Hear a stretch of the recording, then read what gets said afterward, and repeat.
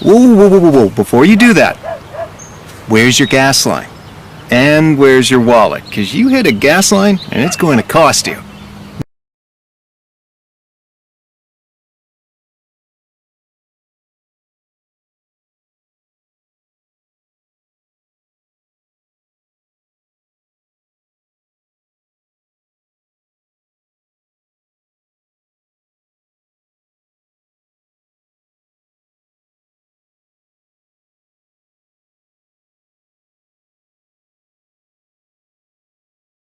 Not to mention that it's also very dangerous. Okay, where's your phone? Good. Now call 811 before you dig. One call, and you'll know where to dig every time. So, no problems, no fine. And, oh, it's the law. Whoa, whoa, whoa, whoa, whoa, before you do that, where's your gas line? And where's your wallet? Because you hit a gas line and it's going to cost you. So, no problems, no fine. And, oh, it's the law. Whoa, whoa, whoa, whoa, whoa, before you do that, where's the gas line? And where's your wallet? Because you hit a gas line and it's going to cost you. Not to mention that it's also very dangerous. Okay, where's your phone? Good. Now call 811 before you dig. One call, and you'll know where to dig every time. So, no problems, no fine. And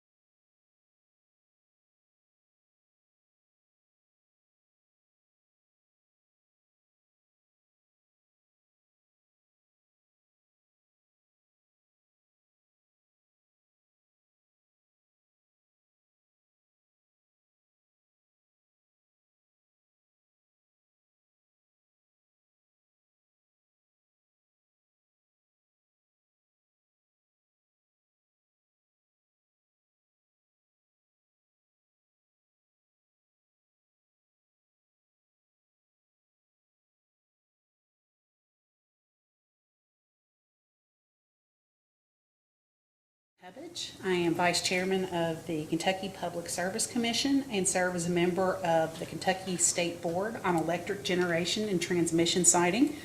I will be presiding today. Joining me today via video conference are other siting board members. They are Marianne Butler, Commissioner of the Public Service Commission, John Lyons, Deputy Secretary of the Energy and Environment Cabinet, serving for Secretary Rebecca Goodman. I'm trying to see if Charlie Rowland is on. I don't see him, but if he comes on, it is Charlie Rowland, Executive Advisor with the Cabinet for Economic Development, serving for Interim Secretary Larry Hayes, and Kyle Henderson, our local ad hoc appointee. Due to the current state of emergency in Kentucky, the Siting Board is hosting this hearing via video conferencing. Since this is a learning experience for everyone, I've got a few suggestions. In addition to the normal courtesy of silencing your cell phones, these tips hopefully will help with clarity and avoid feedback issues for the hearing so we can have a clear record. Please mute your microphone if you are not speaking. Attorneys, if you interject, please state your name so the record is clear. If you're using a phone for audio and a computer for the video, please turn off the computer audio so there's not feedback. Similarly, if you're in a room with several people on their own computers, turn off the computer audio or any audio for all but one source, otherwise there'll be feedback. And if you have two people in adjoining offices, make sure that you close the doors between because the same feedback issue. If you're in the GoToMeeting software platform, please go to your settings. The icon looks like a little gear. To ensure the microphone is on the microphone that you're going to be using, there's a pull down setting that will let you check your microphone. Please use wired headphones or earbuds for better sound quality and to ensure you don't lose power. Keep a charger nearby in case your battery runs low, and please let us know if you are experiencing technology failures that prevent your participation during the proceedings. Attorneys can contact staff at the previously provided cell phone number. And again, this hearing today is for the purpose of taking evidence on McCracken County Solar's application requesting a certificate of construction for a 60 megawatt merchant electric generating solar facility to be located in McCracken County, Kentucky. At this time, we will have the entry of appearance of counsel, and I will also request each party's counsel to identify their witnesses at this time. Could I have an entry of appearance for the applicant, please? Good morning, Vice Chair Covage. This is Mark David Goss. I'm an attorney in Lexington with the law firm of Goss Sanford, PLLC. We have 7 witnesses this morning. These are witnesses that will be offered for cross-examination who have provided essentially reports and exhibits and have responded to data requests in the record. They are Chris Killenberg, who is the project's regional development director, project coordinator, Mike Clark, University of Kentucky professor of economics and director of UK's Center for Economic Research at Gatton College of Business, who calculated estimates of the economic impacts of the project. Further, we have Rich Kirkland Property Appraisals, Raleigh, North Carolina, who has prepared a study on the project's effect on property values.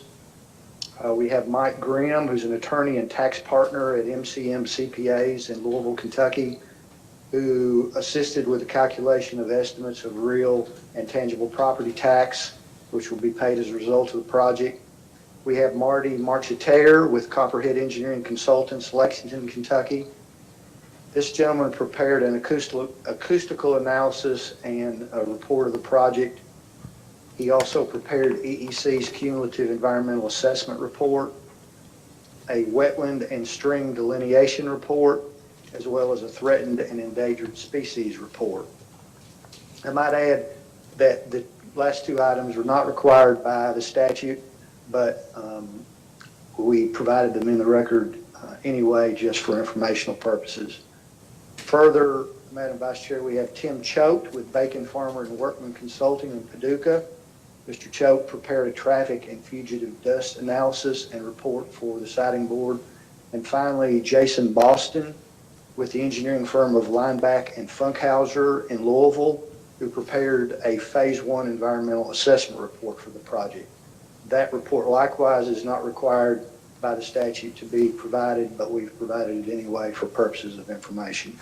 So we have 7 witnesses, and I might ask while I still have the floor, we certainly can have all these folks stand by in case there are any questions.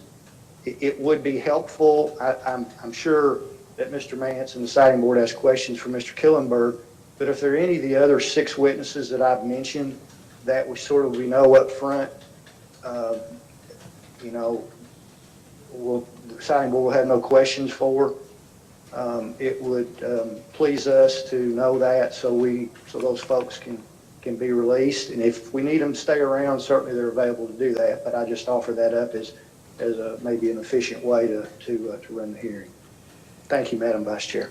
Okay, great. We can take that up right after a couple of more things, and then I'll open the floor for the board members to discuss whether or not there's any we can go ahead and dismiss.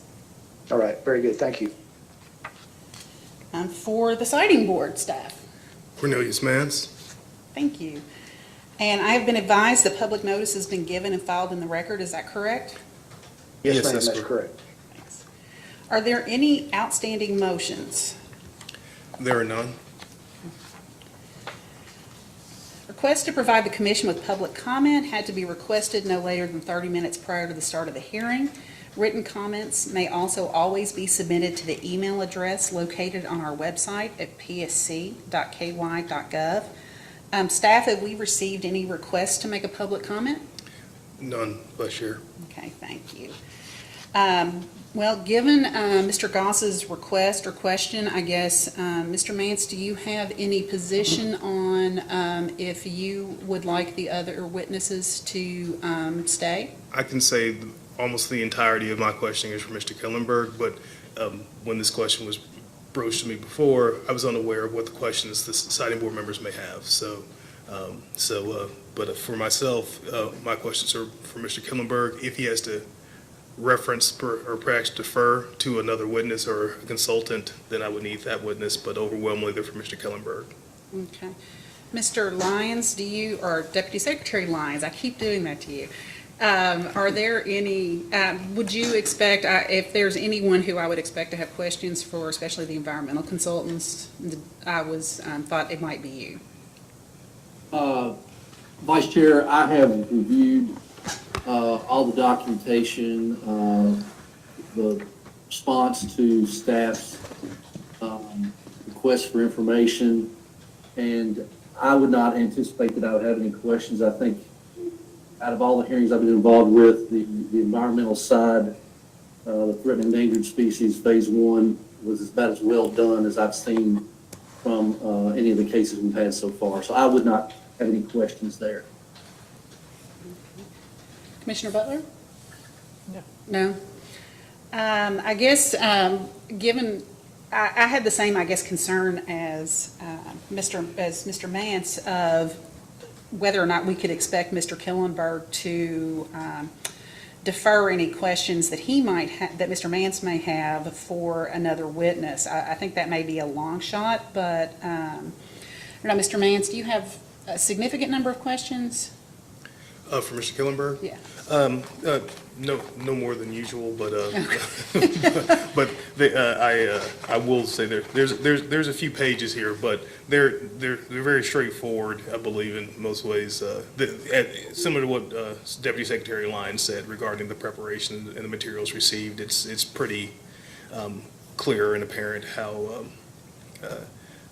they provided enough questions to where there's not a lot of detail that I expect that he'll have to defer on. Okay. Well, I think given that, Mr. Goss, I'm content letting them go with the caveat that if something does come up, I mean, obviously it's your record, that hopefully we can get them back in short order to answer any questions that have to be deferred, which it sounds like it's doubtful that Mr. Killenberg would have to defer anything at this point. But if you would like them to be excused, I think we're fine with that. Okay, thank you very much, Vice Chair. I appreciate that. So I would say to the witnesses, those of you that have the morning and don't have anything better to do, please stay and listen. You've spent some time on this and you'd like to listen to the hearing, that's great. If not, feel free to go ahead and leave the meeting, but please keep your phone in hand in case something comes up, and we can text you and maybe you could jump right back on. We don't anticipate that, but so from our standpoint, we'll leave it so that you can exit the hearing, but if we need you, please be available. Okay, thank you, Madam Vice Chair. I appreciate that consideration. No problem. And if you're ready, you can call your first witness. Yes, ma'am. Thank you very much. I call Chris Killenberg. Okay, Mr. Killenberg, could you raise your right hand? And do you swear or affirm that the testimony you're about to give is true and correct under penalty of perjury? I do. Could you please state your name and address for the record? Chris Killenberg, 15 Albert Lane, Little Compton, Rhode Island. Mr. Goss, you may ask your questions. Thank you, Vice Chair Covage. I appreciate that. Mr. Killenberg, by whom are you employed? Community Energy Solar. And what relationship does Community Energy Solar have with McCracken County Solar LLC, the applicant in this case? Community Energy Solar is the owner of McCracken County Solar LLC. The LLC was formed specifically for this project. And is that typically the way these projects are handled? Yes, it is. And what is your title with Community Energy Solar? I am Regional Development Director. And I don't think your curriculum vitae is in the record as I remember it, so I'm going to ask you just a few questions about your qualifications, if I may. Would you please give the citing board an idea of your educational background, please? So I have a bachelor's degree from Yale University. Subsequent to college, I founded and ran a number of startup companies and have been working for Community Energy for 9 years now. Some of the other companies that I ran involved the same sort of development activities that I am undertaking now on behalf of Community Energy. And what was you may have said, what was your degree from Yale? Economics. Economics, all right. And how many years of experience do you have in the field of project development, specifically solar development? 9 years, all with Community Energy, initially in North Carolina and then across the Southeast. And at this point, my focus is on the Southeastern United States. And I believe there are a couple of other cases that are currently pending before the citing board that you're also project development coordinator for, most specifically Meade County Solar and Henderson County Solar. Is that a true statement? Yes, that's correct. All right, Mr. Killenberg, have you caused to be filed an expert, well, you haven't filed an expert report, but have you caused to be filed narrative to comply with the citing board requirements, and have you likewise filed responses to data requests in the record in this case? Yes, I have. Do you have any revisions or amendments or edits that you'd like to make to any of the information that you have provided in this record? No, I do not. Do you adopt your narrative and your responses to data requests as your testimony in this case? Yes, I do. Thank you very much. Madam Vice Chair Covage, I would go ahead and tender the witness for cross-examination by Mr. Mance. Thank you. Mr. Mance, you may ask your questions. Yes. Excuse me. Mr. Killenberg, looking at the McCracken County Solar responses to the findings and recommended mitigation measures, specifically responses 1 and 2, McCracken County Solar agrees with the recommended mitigation measure that a site survey be created, and you advise that an ALTA survey of the proposed site is in process. Has that ALTA survey been completed? It has not been completed. It is in process. I would anticipate over the next couple months or so it would be finalized.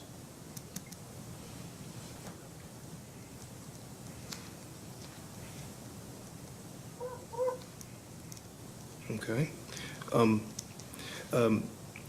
Again, looking at the McCracken County Solar responses to the findings and recommended mitigation measures from the consultants, This time, response 3, McCracken County Solar agrees with the recommended mitigation measure that the property ownership records for the site should be updated. Can you confirm that the property ownership records have been updated? Yes, one of the properties changed ownership in the sense that the private individuals moved the ownership into an LLC, also controlled by them. So we are in the process of amending those leases, filing a new memorandum of lease, and the records of the project will show the new ownership heading forward. And do you have an approximate time period in which we can expect that to be completed and that information to be available? I think, again, in the next month or two. Okay. Referencing your responses to the findings and recommended mitigation measures, response 4, McCracken County Solar again agrees to the recommended mitigation measure, advising that it will provide site access control as per KRS, FERC, and NERC guidelines, and will be determined during reconstruction planning phase of the project. What is the status of the plan for site access control? So in the application, we identified specific access points from public roads that will not change. However, once off the public road, the nature of the access, the nature of the gates, the equipment, etc., is a decision that will typically be made later in the process after the general contractor for construction has been selected.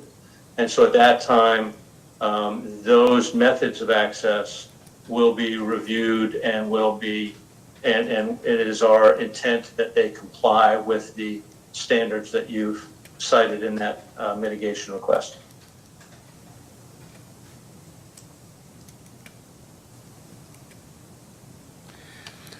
All right. Looking at the responses to the staff's first request for information, specifically response 1 on page 6, McCracken County states it plans to mitigate the adverse effects of noise associated with pile driving by observing restricted hours for pile driving in close proximity to neighboring residences, effectively creating neighboring zones within which pile driving may be conducted only Monday through Friday from 9 a.m. to 5 p.m. Can you confirm that this is correct? This is correct, yep. In this response, you go on to state the neighboring zones are all areas within 800 feet of an adjacent public roadway. Can you confirm that is also correct? Yes, that is correct. I understand from this response that at 800 feet, the sound level created by pile driving will have attenuated to just below 60 decibels, which is described as approximately the same level of normal speech at 3 feet. Is this your understanding? Is that correct? Yes, I think the modification I would make is the range of 60 to 70 decibels is generally described as normal conversation at 3 feet. And so 800 feet as a distance was chosen because it gets us below the low end of the range of normal conversation at 3 feet. Thank you. Per the same response, McCracken County advised that the closest residence within the neighbor zone is 515 feet. Is that your recollection? Is that correct? Yeah, more specifically, the closest residence to a pile driving location is 515 feet.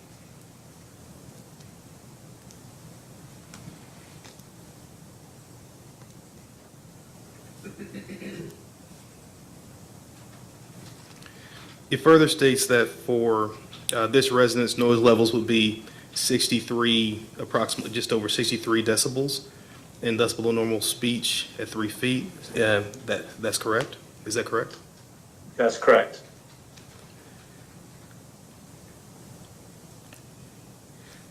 Are you familiar with how many properties, both residential and non-residential, are located within these neighboring zones? Well, so not off the top of my head, I think I should say. Residential, it is less than 10. Non-residential, I don't carry that in my head. I can look that up if you'd like at this point in time, or I can get that information to you at post-hearing. I believe we can take care of that post-hearing. Okay.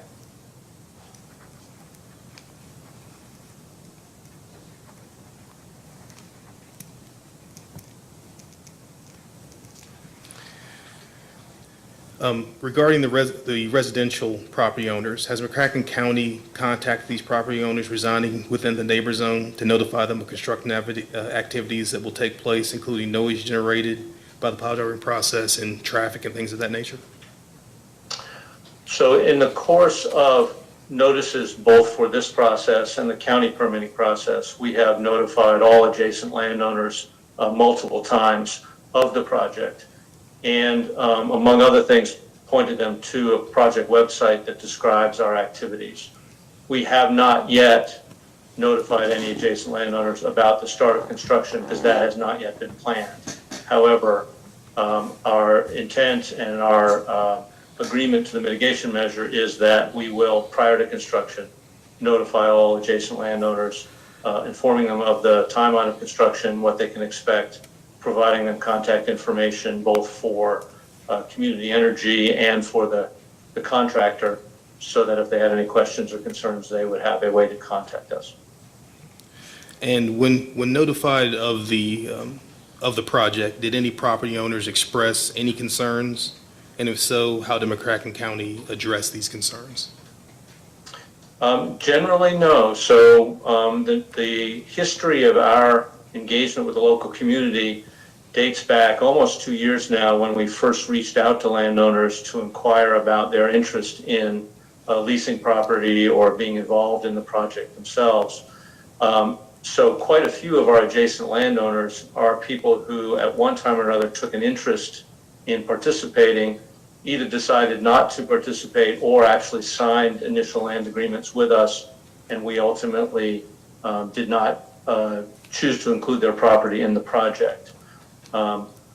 Over the course of the various public events we've had, I've had half a dozen discussions with people that has had really informational questions.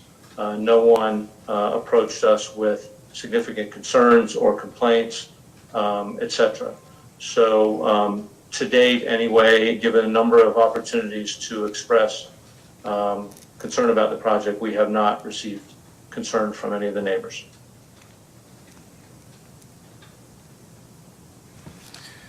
Okay. Looking at responses to staff's first request for information, response one on, the response regarding the West Kentucky State Wildlife Management Area and noise mitigation associated with that on page 10. McCracken County states its plans to mitigate the adverse effects of noise associated with pile driving by observing, once again, restricted hours for pile driving, restricting it to Monday through Friday, 9 a.m. to 5 p.m. Is that correct? That's correct.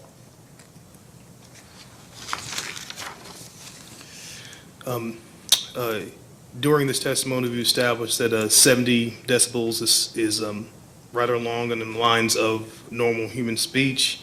In your response, you stated that within the neighbor zones for the wildlife management area, the nearest pile driving location is approximately 175 feet from the periphery of the wildlife management area. And the sound created by the pile driving at that nearest location would be approximately 73 decibels, slightly above normal speech.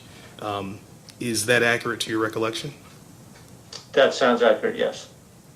Are there any additional factors regarding the wildlife management area that make it that further mitigate the noise in comparison to the residential areas?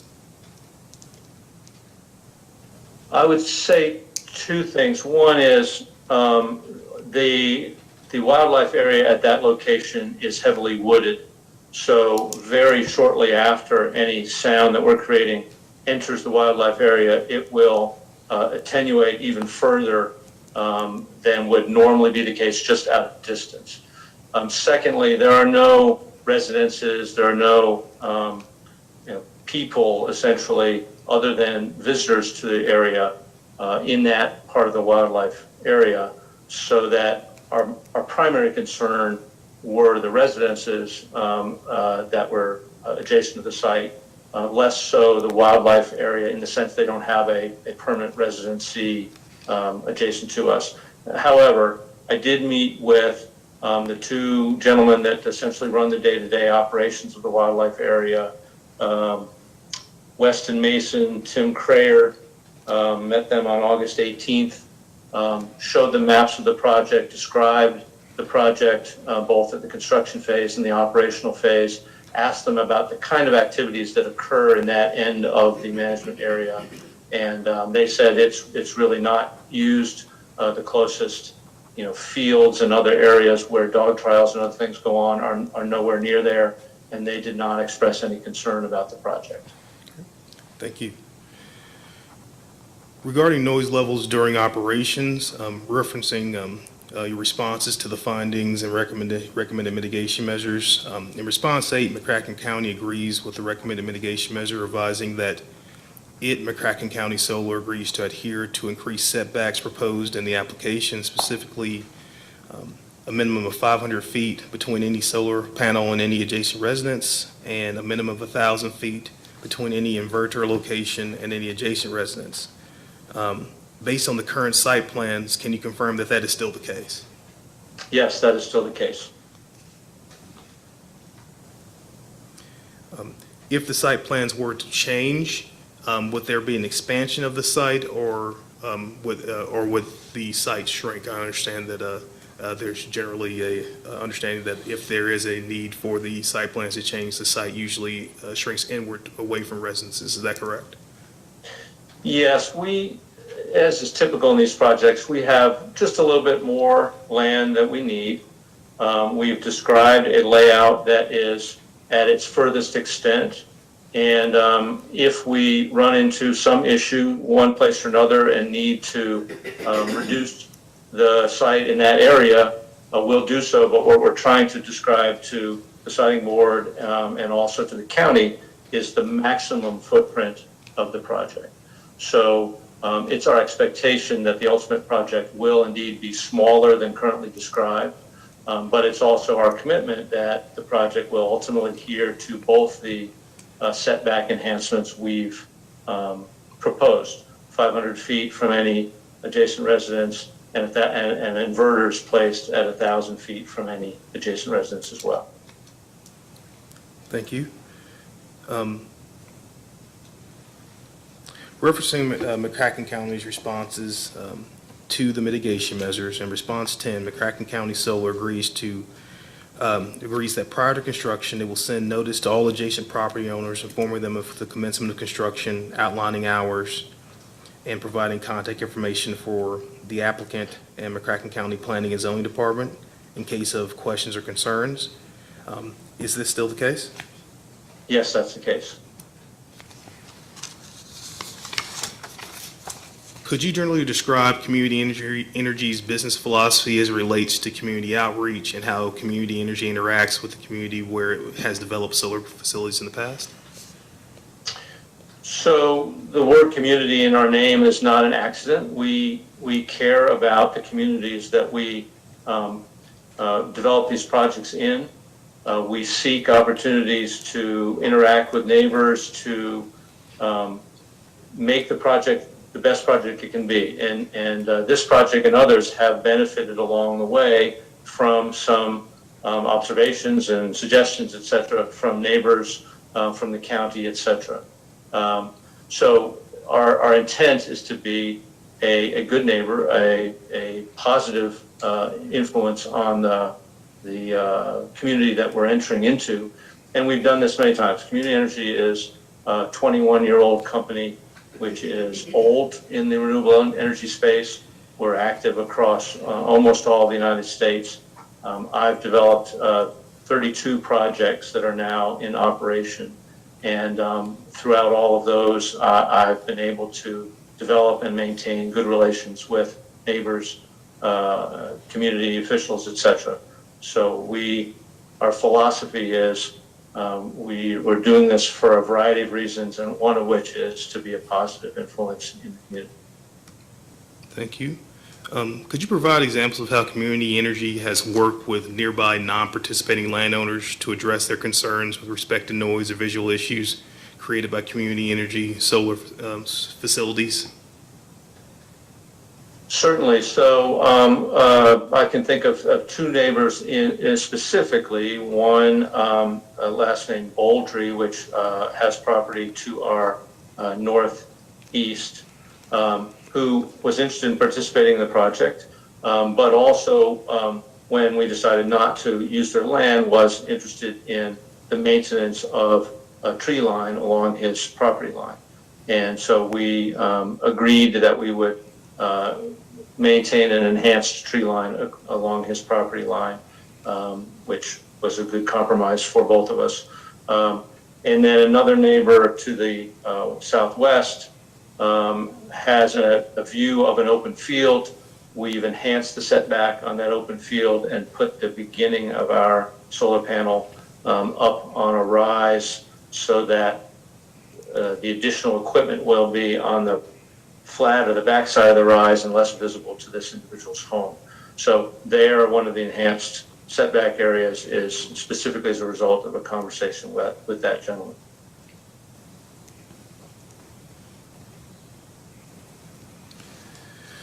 In general, are these same principles,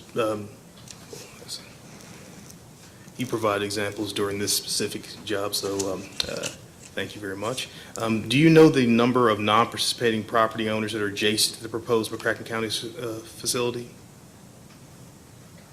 I don't carry that number in my head. I apologize. I would say it's less than 20.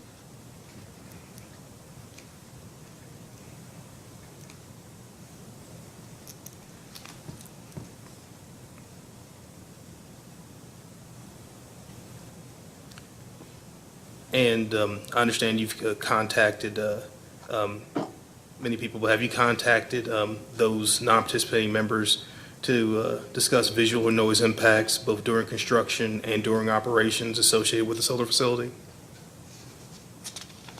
I would say not specifically around construction yet, other than that our website and the various materials that we've provided do include examples of construction, and also includes the same site plan that this board is reviewing. I will say we've, again, reached out to all the adjacent landowners, I believe 3 specific individual times as a part of this process and the county permitting process. We've also made an effort to follow up on the notices with phone calls specifically to those landowners who either live in or own a residence adjacent to the site. And through that process, either had conversations that essentially said, you know, we're not worried, we're okay, or were in a few cases unable to reach people. But I believe we've made a good effort to make ourselves available and provide information to every adjacent landowner. And in those conversations, just wanted to confirm that you've committed to install any screening or any other mitigation measures to address their concerns regarding visual or noise issues raised? Yes, I would say probably many of them aren't aware of the additional steps we're taking, except where it is outlined on our project website. You know, there may be some additional things that we're doing that are not apparent or understood by the landowners. The placement of the inverters essentially is a good example. So we're doing that anyway, but whether each and every adjacent landowner understands the specifics, I couldn't say. All right, thank you. Has McCracken County Solar committed to a formal decommissioning plan? So we're committed to some principles, which are in the lease. We have an obligation to our landowners that prior to construction, a third-party engineer unassociated with the project and mutually agreed by the landowners will be hired to examine the construction plans and determine the cost of decommissioning and site restoration, net of the salvage value of any of the materials, specifically copper, aluminum, steel. That plan will be presented to the landowners. They must approve. If they approve, and again, prior to construction, we will post a bond or some other financial security such that the landowner can access that were we to disappear, essentially, or fail to perform the decommissioning. That's a legal obligation in each of the leases with the landowners. Overlaying that is the county requires, under the county ordinance, that 1% of the construction cost be posted with the county for potential decommissioning. And so our leases contemplate that we don't have to post things twice. What we have to do is post the maximum of those two numbers. So if 1% isn't as high as our third-party consultant determines, then we'll post the difference. And then that decommissioning cost estimate will be reviewed every 5 years over the life of the project to be sure that it's up to date and recognizes changes in the market, changes in salvage value of materials, etc. So that's the level of our decommissioning plan at this point in time. When we get to construction, when we have the final construction plans and are able to be specific, then all of that will be laid out much more specifically, and typically we file a copy of that specific plan with the clerk of the county.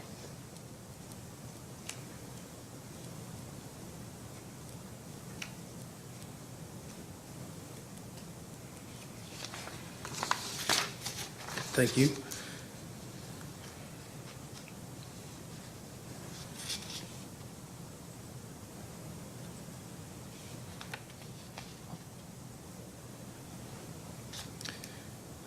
I believe you addressed the remainder of my questions regarding decommissioning, so I'll move on to the final environmental question here. Referencing your responses to the recommended mitigation measures on page 27 of the consultant's final report, mitigation measure 12 speaks to the protection of water resources in the project area.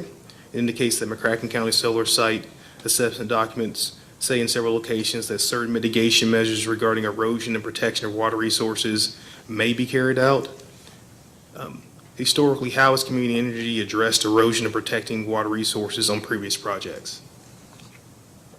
So the first step in contemplating the water resources is usually to get a wetlands and stream delineation from a consultant. In this case, Copperhead Consulting provided that wetlands and stream delineation.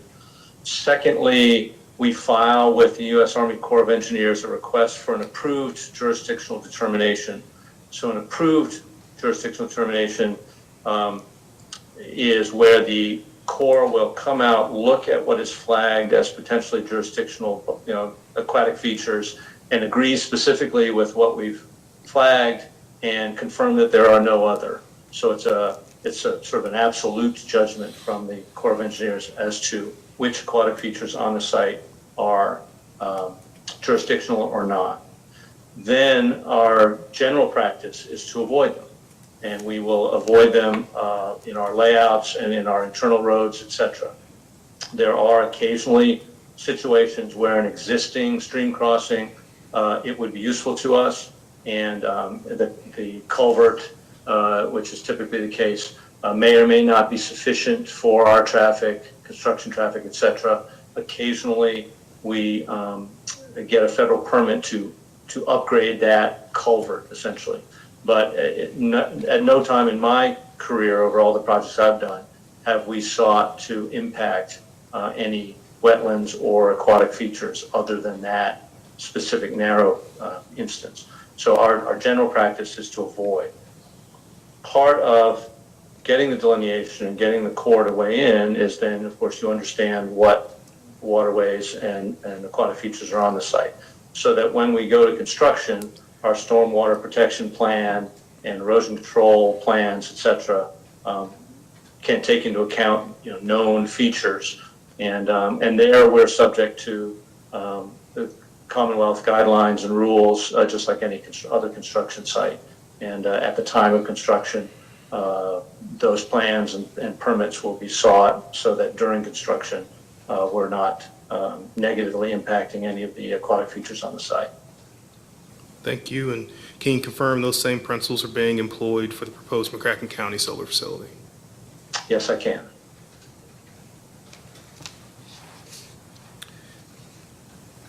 I don't have any further questions. Thank you, Mr. Mance. Deputy Secretary Lyons, do you have any questions? Just one clarification, Vice Chair. Mr. Killenberg, in your discussions with the Fish and Wildlife folks at the West Kentucky Wildlife Management Area, was it clear to them that there would be pile driving construction going on throughout the life of the project? Well, so the pile driving will only occur in a narrow window within the construction period.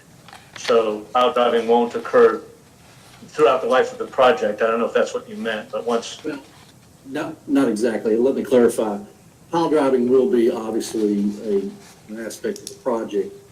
And when is the construction anticipated to occur? What is the life of the project? I tried to find the Gantt chart, but I couldn't find it.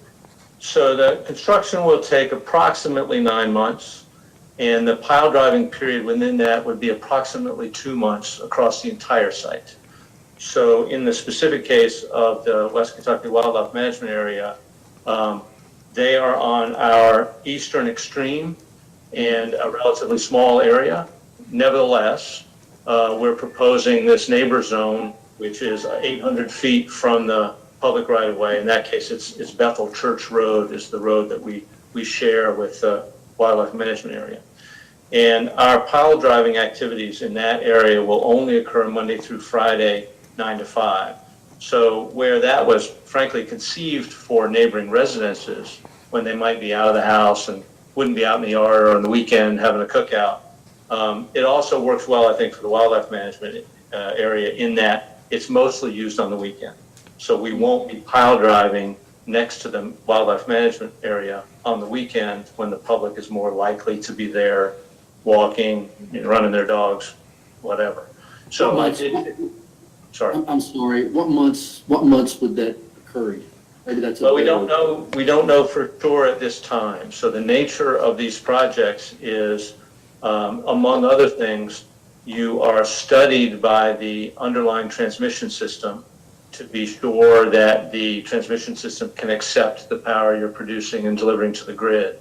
And while we're connecting to a Big Rivers line, Big Rivers is a member of MISO, which is the larger regional transmission manager. We can't do anything until MISO finishes their studies and tells us whether or not we can connect to that line or what upgrades might be required, et cetera. And MISO is running now 7 months late on their original projected schedule. So I don't know quite when construction will start because I don't know when MISO will give us the information we need to determine really, first off, whether the project is going to have significant upgrades, how long those upgrades will take to construct, et cetera. So the timing is uncertain at this point. And yet there'll come a point where we need to make commitments to MISO and other people, at which point then we'll be on a glide path to construction. But whether the pile driving in that area would happen spring, summer, fall, winter, I don't know at this point. Okay. With that in mind, I would suggest that once that is known, you check back with those folks because there are some deer quota hunts on that property that extend into the week. It's usually on the weekend and a couple of weekdays. I looked at the regulations and what is set for November and January of this year. They do have some weekdays involved there. So to the extent that might disturb hunters during those weekdays, you just may want to check back with them once you know that. That's fine. And I'd be very happy to agree right here and now to a condition under which we check with them and do not do pile driving during those deer quota hunt periods or days, however specific we can get it, but I'm happy to commit to that restriction. All right, thank you. No more questions, Vice Chair. Thanks. I'm just looking to see who else on. Commissioner Butler. My only question has to do with when your panels are damaged. How do you propose to dispose of them? So there is a growing panel recycling capability in the United States at this point in time, and we expect it will continue.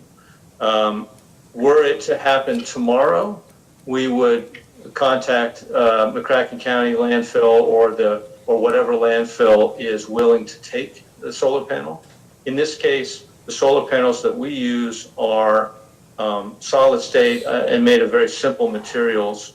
So silicon, aluminum, copper, glass, very similar to the kind of materials that go into landfills all the time. But we do think, and the industry is more and more interested in the development of a recycling program for solar panels. And I suspect we'll see that certainly before the end of the life of this project and probably well before. Thank you. Hi, Mr. Killenberg. I just have one general question, and I believe this is probably taken care of in your environmental assessments that have been submitted, but I just want to confirm that the assessment of expected impacts on sensitive, threatened, or endangered species actually included the pile driving aspect. So here, I might ask if Marty Marcheterre is still on the phone, if he might support me on my answer. Marty, are you still available to us? So Chris, we need to, I'm sorry to interrupt, you just need to defer to Marty, and then the vice chair will swear Marty in, and we'll take his testimony on that particular issue. Okay.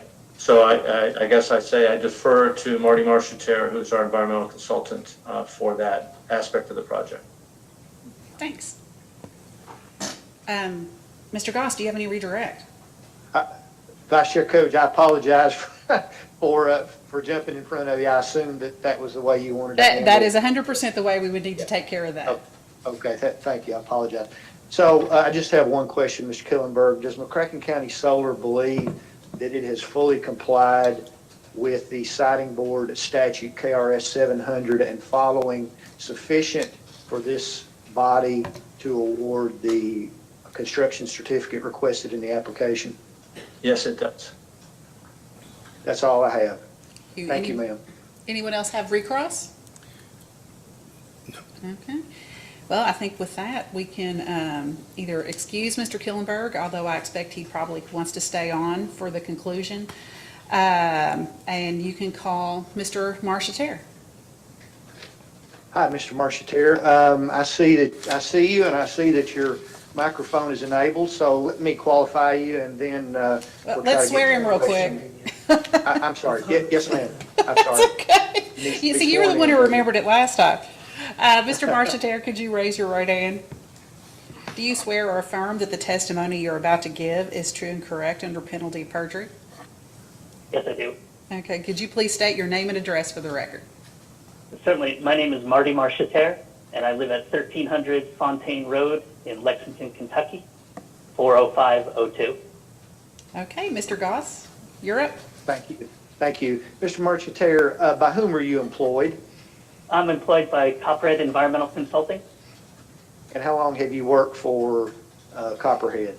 I've been with Copperhead approximately 3 years, and I've had about 30 years of environmental and permitting experience.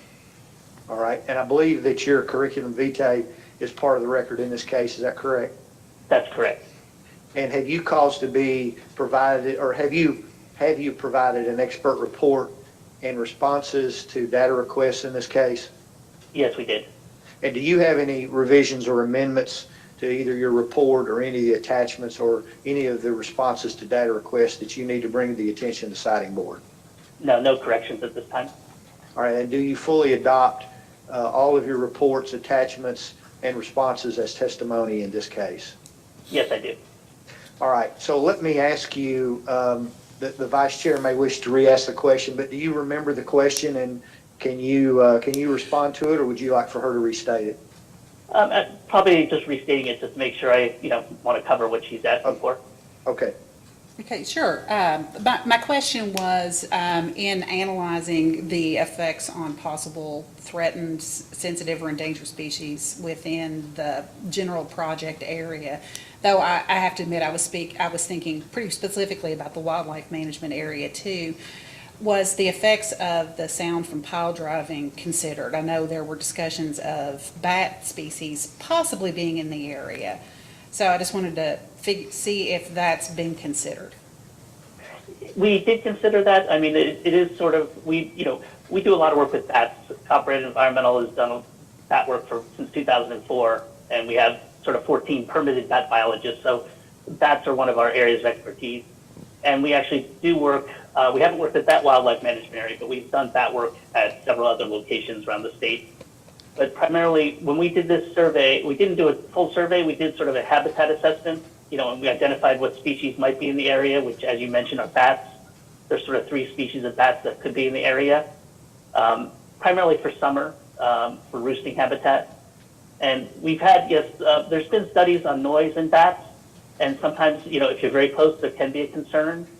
But also, we've been in areas where bats and noise are not an issue. We do a lot of work for the military, and there's bat habitat adjacent to the firing ranges and bombing ranges, particularly at, Camp Atterbury up in Indiana and in Fort Knox primarily.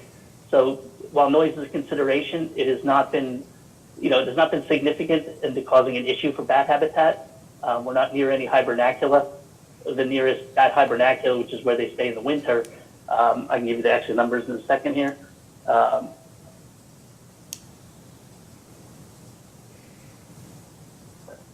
nearest hibernacula for northern long-eared bats is 25 miles east of the project. For Indiana bats, it's 20 miles, and then for gray bats, it's 130 miles. So we're not anticipating that pile driving would have any impact on their winter habitat, and possibly some minor impacts in the summer, but we don't anticipate being a concern or an issue for the project.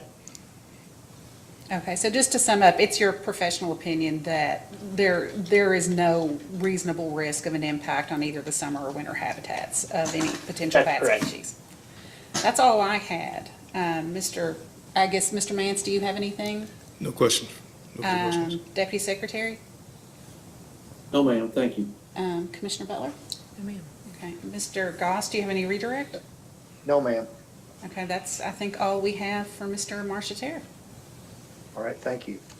Thank you. Thank you. Do you have any other witnesses to call? Vice Chair Cubbage, we have the other witnesses available for cross-examination, but I do not wish to call any further witnesses on direct. No, ma'am. Okay, and just reconfirming, do any of the board members wish to cross-examine any of the witnesses who are available? Mr. Mance? No, ma'am. Okay. Looks like we are good on that count.